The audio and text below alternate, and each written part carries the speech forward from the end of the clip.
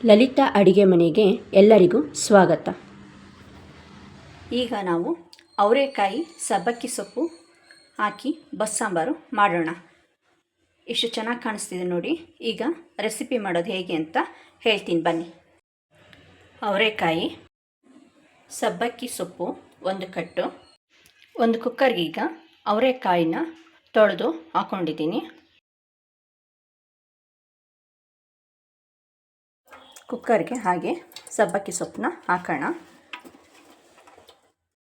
ಅವರೆಕಾಯಿ ಸಬ್ಬಕ್ಕಿ ಸೊಪ್ಪು ಬೇಯುವಷ್ಟು ನೀರು ಹಾಕೋಣ. ಇದಕ್ಕೆ ಈಗ 2 ಟೊಮೊಟೊ ಹಾಕೋಣ. ರುಚಿಗೆ ತಕ್ಕಷ್ಟು ಉಪ್ಪು ಹಾಕೋಣ. ಈಗ ಸ್ಟವ್ ಮೇಲೆ ಕುಕ್ಕರ್ ಇಟ್ಟು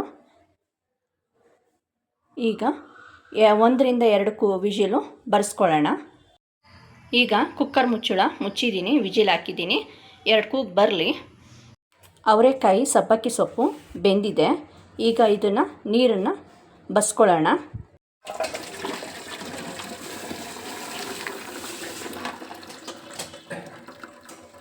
ಬಸ್ಕೊಂಡಿದ್ದೀನಿ. ಸಾಂಬಾರಿಗೆ ಮಸಾಲೆಗೆ ರೆಡಿ ಮಾಡ್ಕೊಳ್ಳೋಣ. ಈಗ ಒಂದು ಬಾಣಲೆ ಇಕ್ಕಿದ್ದೀನಿ. ಈ ಬಾಣಲೆಗೆ 1 ಸ್ಪೂನ್ ಆಗೋಷ್ಟು ಎಣ್ಣೆ ಹಾಕ್ಕೊಂಡಿದ್ದೀನಿ. ಒಂದು ಸಣ್ಣ ಗಾತ್ರದ ಈರುಳ್ಳಿನ ಹಾಕ್ಕೊಂಡಿದ್ದೀನಿ. ಹಾಗೆ 1 ಗೆಡ್ಡೆ ಬೆಳ್ಳುಳ್ಳಿ ಹಾಕ್ಕೊಂಡಿದ್ದೀನಿ. ಸ್ವಲ್ಪ ಫ್ರೈ ಮಾಡೋಣ. ಎಣ್ಣೆಯಲ್ಲಿ ಒಂದು ಸ್ವಲ್ಪ ಬಾಡ್ಸೋಣ.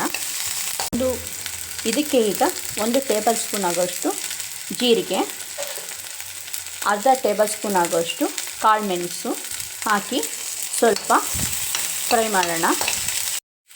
ಇವಿಷ್ಟು ಈಗ ತಣ್ಣಗೆ ಆಗಲಿ. ಮಿಕ್ಸಿಗೆ ಈಗ 1 ರಿಂದ 2 ಸ್ಪೂನ್ ಆಗೋಷ್ಟು ತೆಂಗಿನಕಾಯಿ, ಈರುಳ್ಳಿ, ಬೆಳ್ಳುಳ್ಳಿ, ಜೀರಿಗೆ, ಮೆಣಸು ಬಾಡಿಸ್ಕೊಂಡಿದ್ವಲ್ಲ, ತಣ್ಣಗಾದ್ಮೇಲೆ ಮಿಕ್ಸಿಗೆ ಹಾಕ್ತಾಯಿದ್ದೀನಿ. ಬೇಯಿಸ್ಕೊಂಡಿರೋ ಅವರೆಕಾಯಿ ಸಬ್ಬಕ್ಕಿ ಸೊಪ್ಪು ಹಾಕೋಣ. ಟೊಮೊಟೊ ಹಣ್ಣು ಹಾಕಿದ್ದೀನಿ. ಹಾಗೆ ಸ್ವಲ್ಪ ಹುಣಸೆಹಣ್ಣು, 2 ಟೇಬಲ್ ಸ್ಪೂನು ಖಾರದ ಪುಡಿ ಹಾಕ್ತಾಯಿದ್ದೀನಿ. ಈಗ ಇದಕ್ಕೆ ಸ್ವಲ್ಪ ನೀರು ಹಾಕಿ ನುಣ್ಣಗೆ ರುಬ್ಕೊಂಬರೋಣ. ಬಸ್ಸಾಂಬಾರಿಗೆ ಮಸಾಲೆ ರೆಡಿಯಾಗಿದೆ. ಈಗ ಸಾಂಬಾರಿಗೆ ಒಗ್ಗರಣೆ ಹಾಕೋಣ. ಈಗ ಒಂದು ಪಾತ್ರೆಗೆ ಸ್ವಲ್ಪ ಎಣ್ಣೆ ಹಾಕ್ತಾಯಿದ್ದೀನಿ.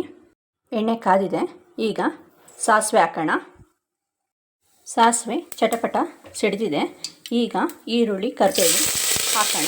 ರುಬ್ಬಿರೋ ಮಸಾಲೆನ ಹಾಕೋಣ. ಈಗ ಇದಕ್ಕೆ ಬೇಯಿಸ್ಕೊಂಡಿರೋ ನೀರನ್ನ ಹಾಕೋಣ. ಮಸಾಲೆ ಎಲ್ಲ ಹಾಕಿದ್ದೀನಿ. ನೀರು ಸಹ ಬೆಂದಿರೋ ನೀರು ಸಹ ಹಾಕಿದ್ದೀನಿ. ಇದೇ ಟೈಮ್ನಲ್ಲಿ ನೀವು ಉಪ್ಪು ಖಾರ ಏನಾದರೂ ಕಮ್ಮಿ ಇದ್ದರೆ ನೋಡಿಕೊಂಡು ಹಾಕೋಬೋದು. ಇದಕ್ಕೆ ಈಗ ಸ್ವಲ್ಪ ಕೊತ್ತಂಬರಿ ಸೊಪ್ಪು ಹಾಕೋಣ. ಹಾಗೆ ಇದು ಕುದೀತಾ ಇರಲಿ ಚೆನ್ನಾಗಿ. ಇನ್ನೊಂದು ಕಡೆ ನಾವು ಪಲ್ಯಕ್ಕೆ ರೆಡಿ ಮಾಡ್ಕೊಳ್ಳೋಣ. ಪಲ್ಯಕ್ಕೆ ಈಗ ಒಂದು ಬಾಣಲಿನ ಇಟ್ಕೊಂಡಿದ್ದೀನಿ. ಸ್ವಲ್ಪ ಎಣ್ಣೆ ಹಾಕ್ತಾಯಿದ್ದೀನಿ. ಎಣ್ಣೆ ಕಾದಿದೆ. ಸಾಸಿವೆ ಹಾಕ್ತಾಯಿದ್ದೀನಿ. ಸಾಸಿವೆ ಚಟಪಟ ಸಿಡಿತಾ ಇದೆ. ಇದಕ್ಕೀಗ ಒಣಮೆಣಸಿನ್ಕಾಯಿನೂ ಮತ್ತು ಕರಿಬೇವು ಹಾಕಿದ್ದೀನಿ. ಈರುಳ್ಳಿನ ಹಾಕೋಣ. ಈಗ ಪಲ್ಯಕ್ಕೆ ಈರುಳ್ಳಿ ಜಾಸ್ತಿ ಇದ್ದರೆ ಚೆನ್ನಾಗಿರುತ್ತೆ. 2 ಈರುಳ್ಳಿ ತೊಗೊಂಡಿದ್ದೀನಿ ನಾನು.